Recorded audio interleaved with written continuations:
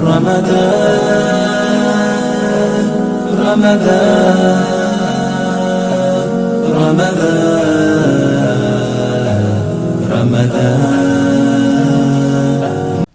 اسی طرح سے رمضان کی راتوں کے قیام میں ضرور ایک قرآن ختم کرنے کی کوشش کر لیجئے۔ تراویح میں جب شروع کیا جاتا ہے تو یہ مختلف جگہ پر جو تراویح ہوتی ہے اس میں یعنی مخصوص دنوں میں اسے ختم کروا دیا جاتا ہے، عام طور پر آخری عشرے میں اسے ختم کیا جاتا ہے۔ تو جتنا اللہ تعالیٰ چانس دیں اس کے مطابق قرآن حکیم کو تراویح میں ضرور سنیے۔ اسی طرح سے جیسے یعنی یہ دو اہم کام ہے، تیسرا اہم کام جو ہے دورہ قرآن کرنا۔ دورہ قرآن رسول اللہ صلی اللہ علیہ وسلم کی سنت ہے، آپ کے دل پر قرآن حکیم نازل ہوتا تھا، اس کے باوجود آپ دورہ قرآن کرتے تھے۔ جب دورہ قرآن رسول اللہ نے کیا، آپ ریوائز کرتے تھے، اور آخری بار آپ نے 2 مرتبہ دورہ قرآن کیا۔ یعنی حضرت فاطمہ کو جب آپ نے اپنے حوالے سے خاص بات بتائی تو اس خاص بات میں دلیل یہ دی تھی کہ اس برس جبریل 2 بار دورہ قرآن کروا گئے۔ تو اس سے ہمیں پتہ چلتا ہے کہ دورہ قرآن کی کتنی اہمیت ہے۔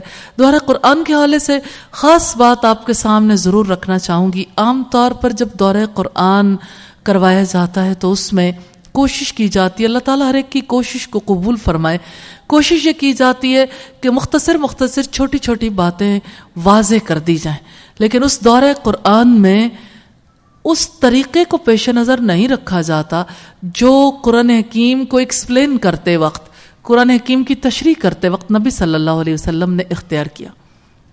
یہ بات انتہائی اہمیت کی حامل ہے۔ قرآن حکیم کو اسی طرح سے سمجھنے کی ضرورت ہے جیسے اللہ کے رسول صلی اللہ علیہ وسلم نے سمجھا ہے، کیونکہ رسول اللہ جتنی اس کی حقیقت جانتے تھے رسول اللہ کے ماں سوا دوسرے نہیں جانتے۔ قرآن حکیم بالکل اسی انداز میں حدیث رسول کی روشنی میں سیکھا جا سکتا ہے۔ تو یہ بڑی ضروری چیز ہے کہ انسان رمضان کے دنوں میں اپنا کوئی پلانر بنا لے، کوئی ایسا پلانر جس میں اسے کوئی چھوٹی چھوٹی باتیں فکس کر لے۔ منیمم میں اتنے کام تو ضرور کر لوں گا، کیونکہ اچیومنٹ کا جو احساس ہوتا ہے نا، کامیابی کا احساس کہ میں نے یہ کام کر لیا، انسان کو اور نیکیوں کی طرف آگے بڑھاتا ہے۔ تو رمضان کا مہینہ اس لحاظ سے اہم ہے کہ اس مہینے میں شیاطین قید ہوتے ہیں اور انسان کا نیکیوں کی طرف رجحان ہوتا ہے، نیکی کی رغبت ہوتی ہے، اور ایک پورا ماحول اس کے ساتھ ہوتا ہے۔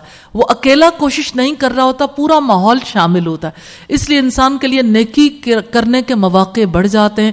اس مہینے میں اپنی بری عادات سے چھٹکارا پانا اور اچھی عادات کو اختیار کرنا آسان ہوتا ہے۔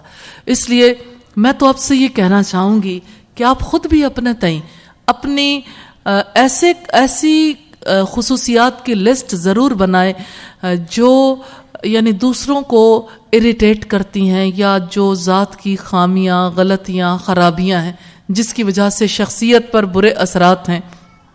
آپ کوشش کریں گے، اللہ تعالیٰ مدد کرے گا۔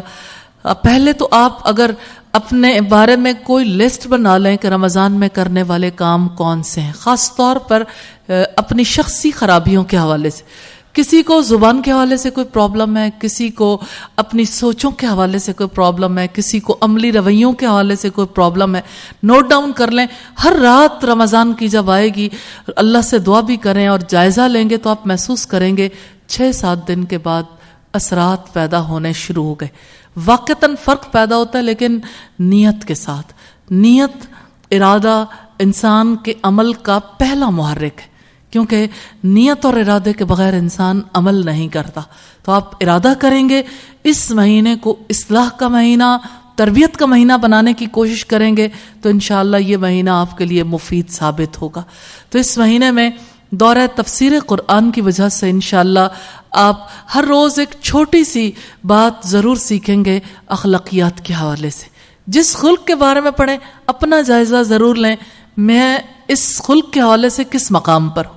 اسی طرح سے ہر روز صدقے کے حوالے سے کوئی چھوٹی سی بات، اسی طرح سے آج کیا کریں، کرنے والے کام، تو انشاءاللہ تعالیٰ یہ بہت زیادہ ہیلپ فل ثابت ہوں گی چیزیں۔ اور میں اللہ سے دعا کرتی ہوں کہ اللہ تعالی ہم سب کو بہترین رمضان گزارنے کی توفیق نصیب فرمائے.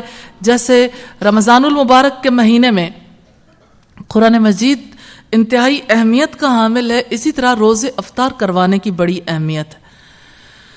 روزہ رکھنا جیسے اہمیت کا کام ہے، ایسا ہی روزے دار کی قدر کرنا بھی اہمیت کا کام ہے.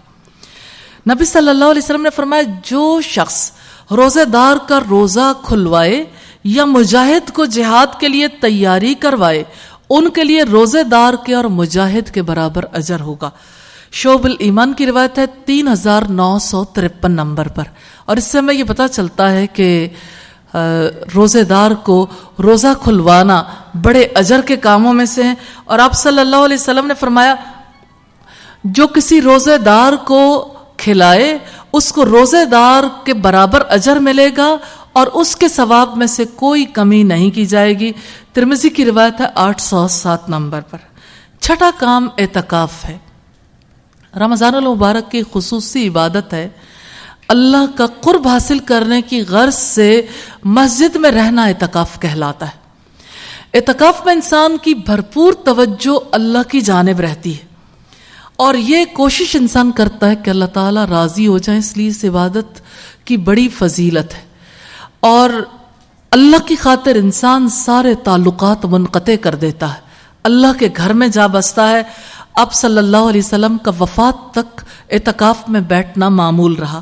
آپ نے ایک بار رمضان میں اعتکاف نہیں کیا تو شوال کے مہینے میں آپ نے اعتکاف کیا. بخاری کی 2041 نمبر روایت سے ہمیں پتہ چلتا ہے. اعتکاف مجموعہ عبادات ہے. اب دیکھیے باجماعت نمازیں پڑھنا، دعائیں مانگنا، نوافل پڑھنا، قرآن مجید کی تلاوت کرنا، پھر یکسوئی سے اللہ کی طرف متوجہ رہنا اعتکاف ہی سے ممکن ہوتا ہے. تو اعتکاف میں جو لوگ بیٹھنا چاہتے ہیں رمضان المبارک کے 20ویں روزے پر روزہ افطار کرنے سے پہلے مسجد میں چلے جاتے ہیں اور اپنے جس جگہ پر انہوں نے اعتکاف کرنا ہوتا ہے اس میں فجر کی نماز کے بعد داخل ہوتے ہیں، یعنی رات عبادت میں گزار کے. یہ سنت ہے کہ رات عبادت میں مسجد میں باقی لوگوں کے ساتھ گزاری جائے اور پھر اپنے اعتکاف کی جگہ پر چلے جائیں. اسی طرح رمضان کے آخری عشرے میں خوب محنت کرنا. عام طور پر ہوتا یہ ہے کہ ابتدا میں سبھی لوگ بہت محنت کر لیتے ہیں، جوں دن گزرتے ہیں لوگ سست پڑنا شروع ہو جاتے ہیں. رسول اللہ صلی اللہ علیہ وسلم آخری عشرے میں زیادہ محنت کرتے تھے اور آپ اپنی بیویوں کو بھی اپنے گھر والوں کو بھی ساتھ جگاتے تھے. رمضان کے آخری عشرے کی طاق راتوں میں سے کوئی ایک رات لیلۃ القدر ہے. 21ویں، 23ویں، 25ویں، 27ویں اور 29ویں رات. یہ راتیں اس اعتبار سے بے حد اہمیت کی حامل ہیں کہ ان راتوں میں ہر رات، چونکہ ہم سے لیلۃ القدر کے وقت کا تعین چھپا لیا گیا. رسول اللہ بتانے کے لیے نکلے تھے، دو مسلمانوں کا آپس میں جھگڑا ہوا تو وقت کی تعین اٹھا لی گئی.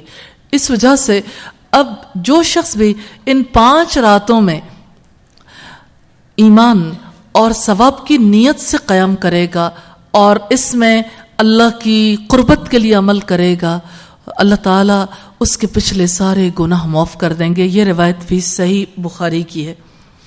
تو آخری عشرے کی محنت اور کوشش سے مراد کثرت سے نوافل ادا کرنا ہے، کثرت سے قرآن مجید پڑھنا، اس کا زیادہ سے زیادہ قرآن مجید پر محنت کرنا، توبہ استغفار کرنا اور اللہ کا کثرت سے ذکر کرنا ہے.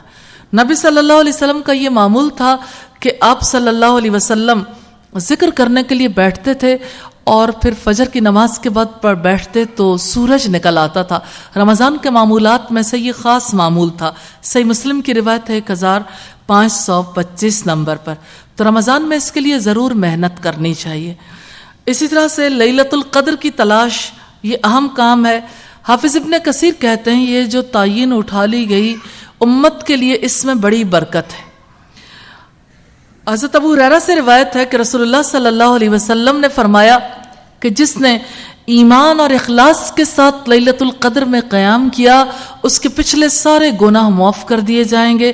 صحیح بخاری کی 35 نمبر روایت ہے اور لیلۃ القدر کی خاص دعا ہے حضرت عائشہ کہتی ہیں میں نے رسول اللہ سے پوچھا یا رسول اللہ اگر مجھے لیلۃ القدر نصیب ہو جائے تو میں کیا دعا کروں؟ آپ نے فرمایا یہ دعا کرو اللہم انک عفو تحب العفو فاعف عنی، کہ اللہ تو بہت زیادہ معاف کرنے والا ہے، معافی کو پسند کرتا ہے، آپ مجھے معاف کر دیجئے۔ ترمذی کی 3513 نمبر روایت ہے۔ اور نواں اہم کام عمرہ کرنا ہے۔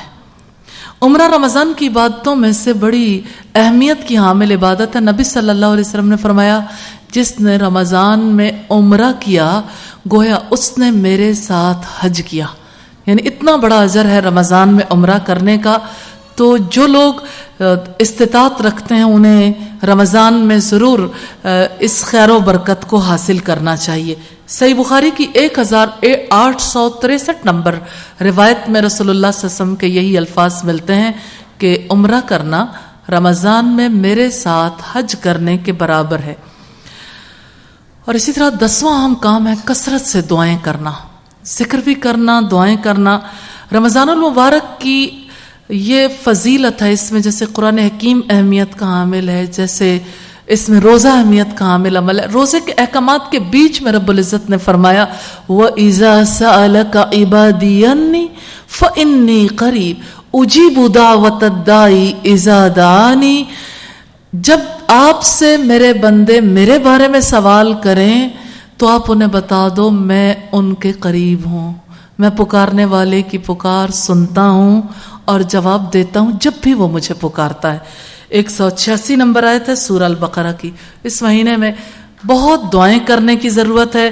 رسول اللہ صلی اللہ علیہ وسلم کا ارشاد ہے مسلمان کی اپنے بھائی کے لیے پس پشت کی ہوئی دعا قبول کی جاتی ہے، یعنی جب آپ دعا کریں تو اپنے لیے بھی دعا کریں، اپنے ریلیٹیوز کے لیے بھی، دوسرے مسلمانوں کے لیے بھی، اور اپنی امت کے لیے بھی، ملک عزیز کے لیے بھی۔ اللہ تعالی ہمیں ایمان عطا کرے تو امن بھی عطا کرے، اور اللہ تعالی ہمیں اپنی رحمتوں اور برکتوں کے حصار میں رکھے۔ اسی طرح رمضان میں بد دعائیں کرنے سے گریز کرنا چاہیے۔ بد دعا کرنا اچھا فعل نہیں ہے۔ رسول اللہ نے فرمایا اپنی جانوں، اپنی اولاد اور اپنے مالوں کے لیے بد دعا نہ کرو۔ ایسا نہ ہو کہ یہ بد دعا اس ساتھ نکلے جب کہ اللہ تعالیٰ کی جانب سے اس دعا کو قبول کر لیا جائے۔ تو آپ اگر اپنی اولاد کے لیے یا اپنے لیے بد دعا کرو اللہ قبول کر لے تو یہ یعنی انسان کے لیے اس سے بڑی بدبختی کیا ہو سکتی ہے۔ یہ چند ایک کام تھے نیکی اور احسان کے رمضان کے حوالے سے، لیکن انسان ان کاموں سے تب فائدہ حاصل کر سکتا ہے جب رمضان اس کے لیے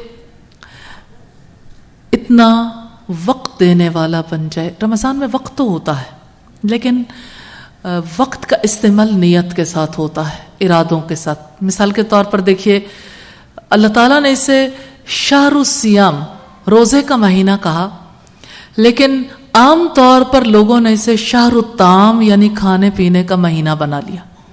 سب سے زیادہ کھانے پینے کی فکر اس مہینے کے اندر کی جاتی ہے اور سب سے زیادہ کنزمپشن بھی اسی مہینے کے اندر ہوتی ہے۔ کھانے پینے سے تو رب نہیں روکتا، لیکن صرف یہی ایکٹیویٹی کیا رمضان میں ہمارا حصہ صرف کھانے پینے کا ہے؟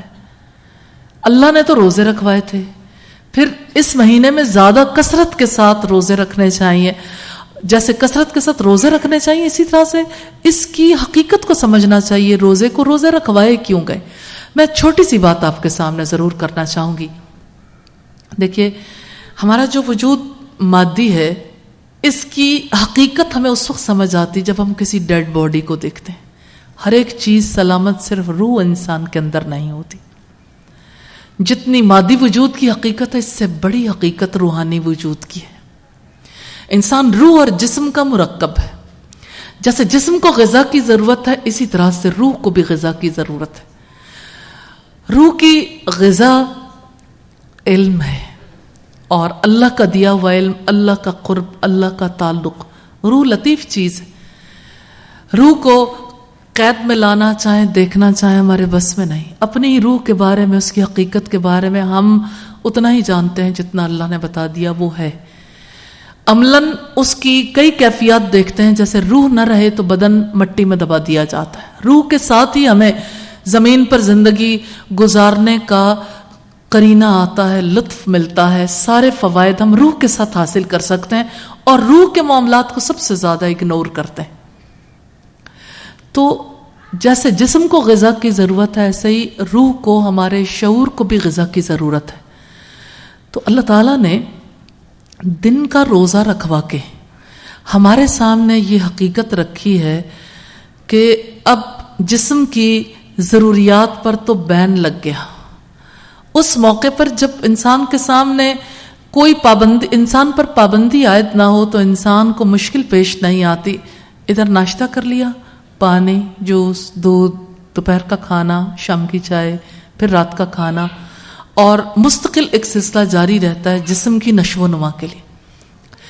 علم کی وجہ سے, اللہ کی کتاب کی وجہ سے, محمد رسول اللہ کی تعلیمات کی وجہ سے ہمارے انسانی وجود کی اصل حقیقت, ہمارے شعور کی نشو و نما ہوتی ہے. اور اس کی غذا کے لیے اللہ تعالیٰ نے اپنی پاک کتاب نازل کی. جب دن کا روزہ ہوتا ہے, جسمانی ضروریات کے اوپر بین لگا ہوا ہوتا ہے, اس وقت انسان کے لیے زیادہ آسانی ہوتی ہے کہ اپنی روحانی اور شعوری ضروریات کو پورا کر سکے. تو ان ضروریات کو پورا کرنے کے لیے اللہ تعالیٰ نے کس طرح سے ہمیں مواقع دیے کہ ان دنوں میں ہم زیادہ سے زیادہ فائدہ حاصل کریں. اسی طرح سے جیسے رمضان کا مہینہ بیداری کا مہینہ ہے, کیونکہ قرآن گواہی دے گا نا کہ راتوں کو آرام کرنے سے روک دیا. اس مہینے میں لوگ کثرت سے آرام کرنا چاہتے ہیں. سب سے زیادہ اس مہینے میں لوگ سوتے. اگر اس پہ کوئی سروے کرایا جائے کہ لوگوں کی عام دنوں میں نیند کتنی ہوتی ہے اور رمضان میں کتنی, ریئلی ہر ایک کی زندگی سے کئی کئی گھنٹے بڑھ جائیں گے.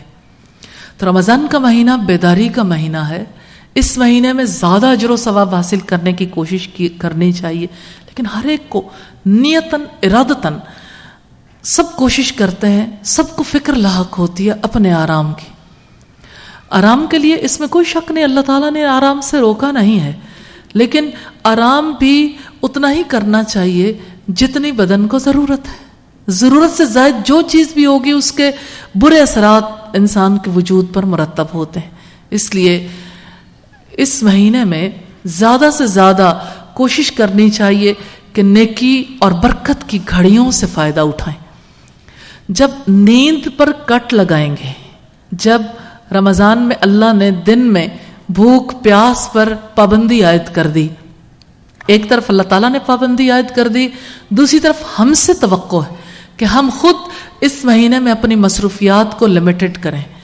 تو ایسی صورت میں نیند پر بھی ایک طرف جو ہے کنٹرول ہونا چاہیے, دوسری طرف کھانے پر بھی. اب دیکھیے مثلا افطار پارٹی, افطار ڈنر ہے, اب افطار کے اوپر جب لوگ جاتے ہیں تو نارملی مغرب اور پھر عشاء کی نماز, پھر تراویح, کس طرح سے سارے معاملات جو ہیں مشکوک ہو جاتے ہیں کہ سارے لوگ عشاء کی نماز لیٹ پڑھ رہے ہوتے ہیں. جس روز کو کھانا جس گھر میں ہو یا جو لوگ کھانے کے لیے جائیں, عام طور پر سحری زیادہ مشکل ہو جاتی ہے, یا تو وہ ساری رات جاگتے ہیں یا پھر یہ کہ جلدی سحری کھا کے سو جاتے ہیں, یعنی ساری روٹین ہی ڈسٹرب ہو جاتی ہے. تو اس لحاظ سے اس مہینے کی برکتوں سے فائدہ حاصل کرنے کے لیے ضروری ہے کہ اپنے کھانے اور سونے کے معاملات پر نظر ثانی کی جائے. مرحبا یا رمضان